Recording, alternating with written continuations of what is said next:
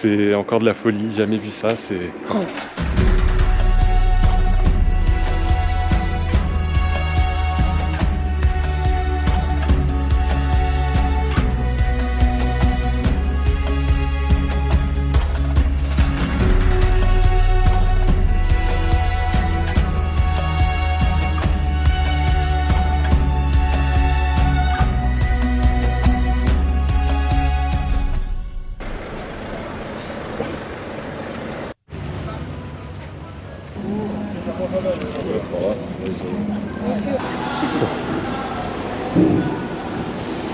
Bon, ça y est, on embarque à bord du bateau, direction l'Italie. Thank you.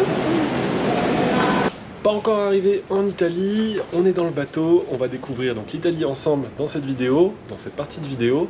Mais avant ça, on voulait faire un petit tour du bateau. Traversée qui nous a coûté environ 70 € pour 11 heures entre Bar, qui se trouve au Monténégro, et Bari en Italie. Jack, sauve-moi. Alors, douche. Donc les toilettes au fond. Avec une vue sur l'océan. Hop. Et les douches. Très rustique. Bon, ça va, c'est pas pire que certains campings. Donc nous on a pris un billet entre deux, hein. Il y avait moins cher sans place assise, donc je sais pas trop où on se met. Et après il y avait cabine. C'est peut-être ici les places assises, enfin sans place assise justement. Ah ouais.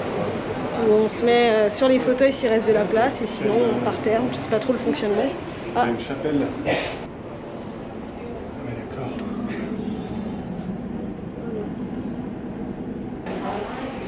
La petite boutique souvenir, hein, bien sûr.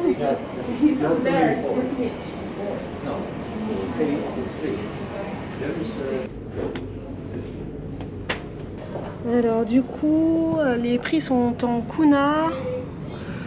Donc une soupe aux légumes c'est 3 €, 20 kuna. Les frites pareil 3 €. Les crêpes au chocolat 3,50 €. Bon ça va, c'est des prix encore raisonnables je trouve. Voilà, donc il y a un petit bar.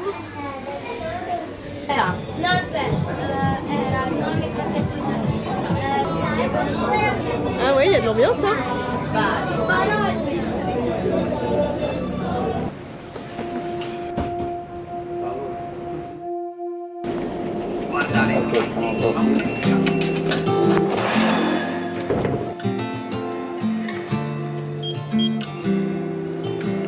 Benvenuti en Italie.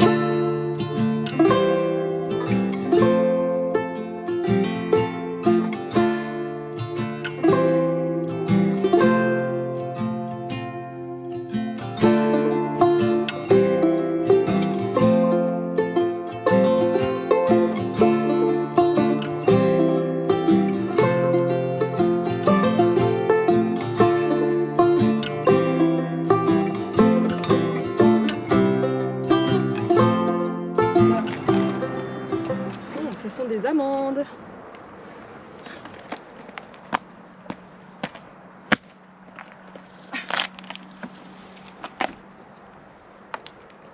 Elles sont belles, hein. Trop bonnes.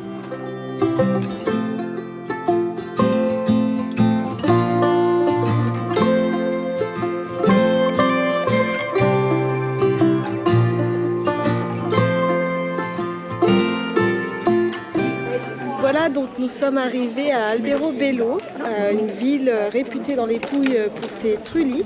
C'est les jolies petites maisons, toutes blanches, voir, voilà, qui font un petit peu maison de sorcière. En tout cas, très mignonne, très typique. On va aller voir ça et on va faire quelques petits plans.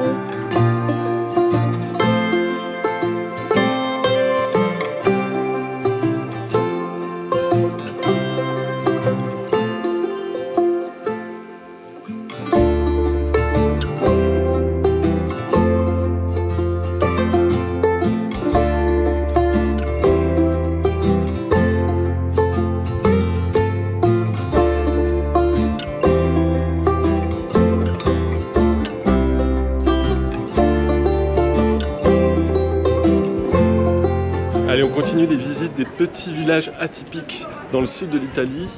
Donc on est toujours dans les Pouilles, hein, c'est bien ça? Oui, à la limite. Et là nous sommes arrivés à Matera, ça a l'air vraiment magnifique.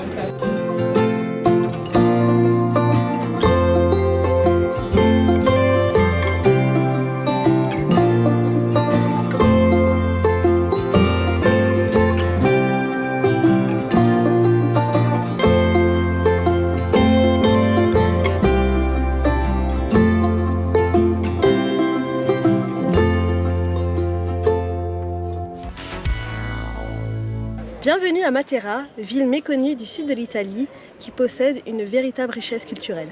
En contrebas coule la Gravina des Matera qui a creusé la roche pendant des années jusqu'à façonner de véritables grottes. La roche est si friable que déjà au Paléolithique, des habitats y avaient été construits. Au fil des siècles, ces petites maisons troglodytes ont formé une véritable ville avec ses quartiers bien distincts qu'on appelle les Sassi de Matera. Malheureusement, dans les années 50, les Sassi de Matera ne sont plus que les quartiers défavorisés de la ville. Les conditions sanitaires y sont désastreuses et la mortalité infantile atteint même 50%. Si bien qu'à la fin de la décennie, la ville décide d'évacuer totalement les Sassi qui resteront abandonnés jusque dans les années 80. Un vaste projet de rénovation est alors mis en place pour ne pas perdre cet héritage culturel et en 1993, la ville est inscrite au patrimoine mondial de l'UNESCO.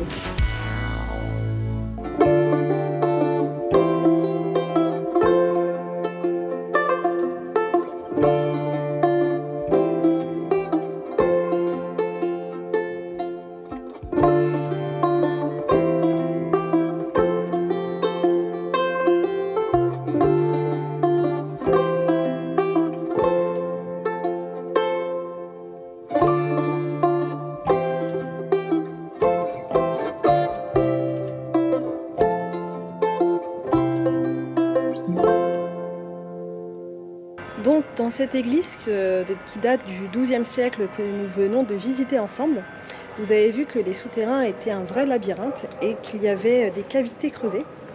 Eh bien en fait elles avaient une fonction un peu particulière puisque les prêtres et aspirants prêtres qui étaient morts étaient déposés assis dedans et on laissait leur corps se décomposer jusqu'à ce qu'il ne soit plus que des os et ensuite ils étaient transférés dans leur dernière demeure. Et voilà, donc ça s'appelle la salle d'écoulement des corps ou quelque chose comme ça, un peu glauque. On est bien en Italie là, hein?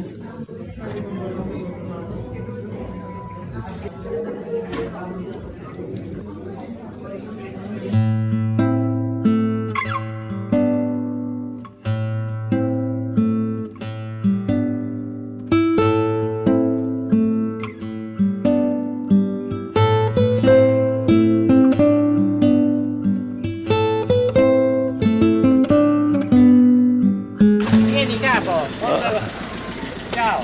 Ah, c'est bon, thank you. Grazie. Prendi qua. Grazie. La mangiato tutto quanto. Deve allargare lui le mani. Grazie mille. Va bene, via. Ciao. Ciao.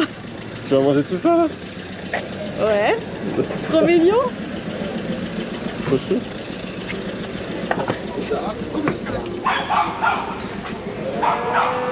Giro-roue. Électrique. Giro-roue. On a trouvé une petite pause recharge dans un petit café juste derrière nous. On est à Grassano, un petit village complètement sur une colline qui se trouve au milieu de nulle part. On est vraiment dans la campagne là. Ça fait tout drôle de traverser l'Italie comme ça. Là ce soir on arrive pareil dans un petit village, on fera du bivouac sauvage normalement. Et demain ou après-demain on arrive, j'ai oublié le nom de la ville, Prostena ou quelque chose comme ça. Potenza. Potenza. Et donc on part en direction de Naples. Ça va être ça? Ouais. Ok. Donc là on a essayé de trouver aujourd'hui une prise sauvage mais on n'a pas trouvé, donc on se pose et on boit un coup en même temps. Et donc là nos roues sont en train de charger à l'intérieur. Et on peut dire, hein, franchement, les Italiens, très sympas, on voit la différence depuis qu'on a traversé l'Adriatique. Il y a quand même une différence, ouais, de... L'accueil n'est pas le même, c'est clair qu'on se sent tout de suite accueilli avec le sourire, on nous pose des questions, enfin voilà, c'est très bienveillant et ça fait du bien quoi. Ouais.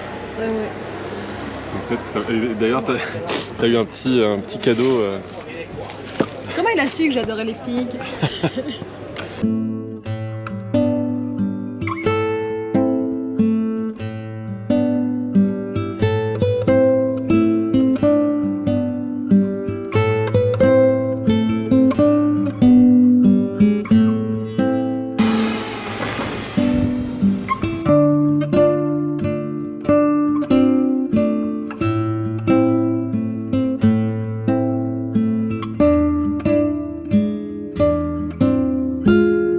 Bienvenue dans le petit village de Castelmezzano.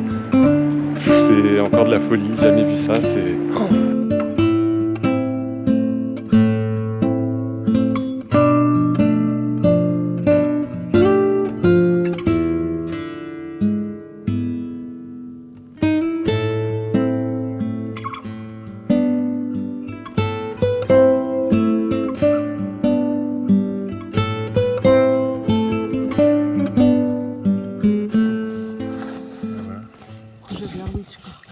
Donc là, on dort dans une tente montée vraiment à l'arrache. On avait trouvé un petit endroit sympa, hormis que c'était en contrebas d'un cimetière, ce qui à la limite pouvait être acceptable. Mais en fait, au moment de planter la tente, on a entendu Des chants sataniques. Ouais, des gens qui marmonnaient des trucs, mais vraiment, ça faisait peur au fin fond de la forêt. Ah ouais, film d'horreur quoi. Donc du coup, on est allé chercher un autre endroit et quelqu'un a cassé la tente hier. Donc là, la tente ne tient plus du tout. Enfin, c'est vraiment... On a la tente sur la tête là, je sais pas si vous voyez, mais bon, c'est pas grave, on va passer la nuit comme ça et puis pas demain. On dort dans du dur. Ouais. Allez. Bonne nuit.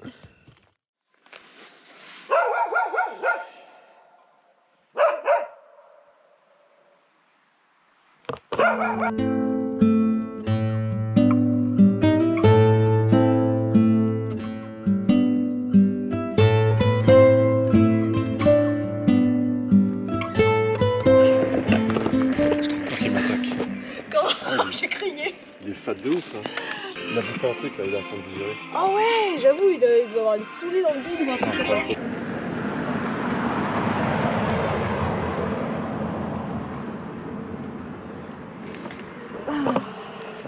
J'ai failli lui rouler dessus. Donc là, nous venons d'arriver à Salerno. Hier, on a passé la journée et la nuit à Potenza. Donc c'était une ville-étape entre Castelmezzo et Salerno où on va juste passer en coup de vent aussi. On va continuer en direction de Pompéi. Donc là, on a pris le bus pour 100 km. C'était une blague. Ouais. On a bien senti la ferveur italienne. Je ne sais pas s'ils avaient vendu plus de places qu'ils n'en avaient réellement dans le bus. En tout cas, c'était un peu la guerre et je crois qu'on a pris les 2 dernières places assises. On a failli pas avoir de place et puis les gens, le cliché de l'italien là qui parle fort. Mamma mia, non è possibile. C'était trop drôle. Donc ouais, c'était sympa, on n'a pas filmé malheureusement, mais on aura certainement d'autres occasions.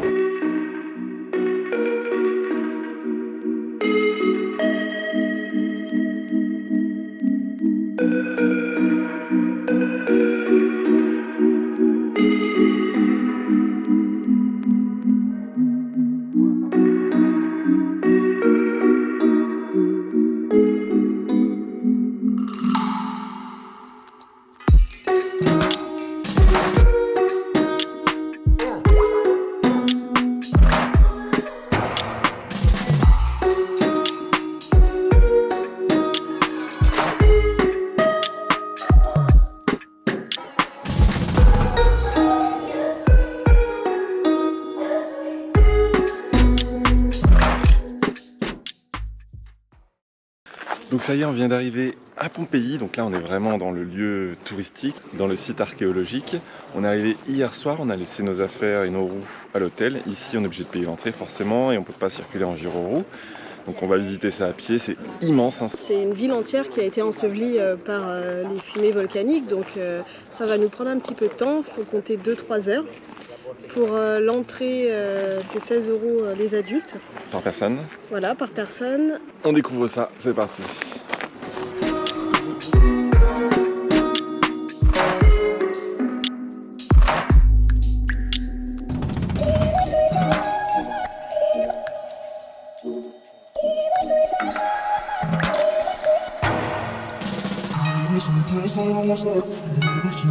Poisson, viande.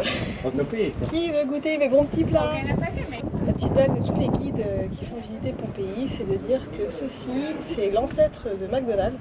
Parce qu'en fait, dans les trous que vous voyez ici, il y avait des jarres avec des produits à manger, de la viande, du poisson, des olives, du vin.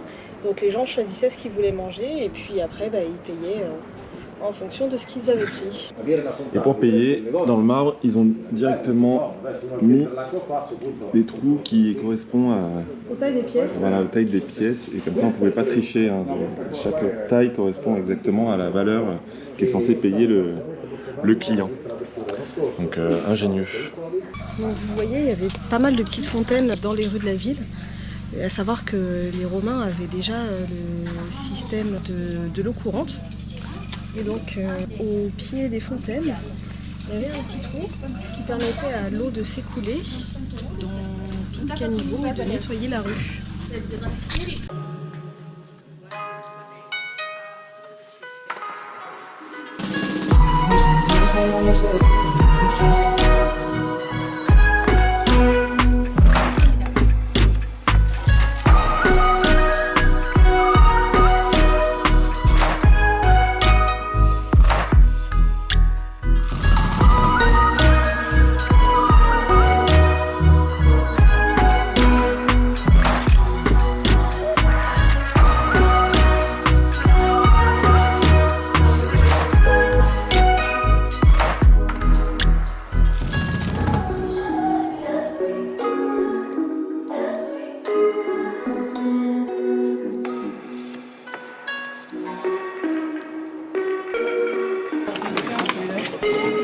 C'est pratique. Donc les prêtres et aspirants prêtres étaient... Bien de l'UNESCO. Chrétien, cette ville, c'est juste malheur. Ça veut rien dire. Bon c'est bon, ça ira, tu te démerderas avec ça.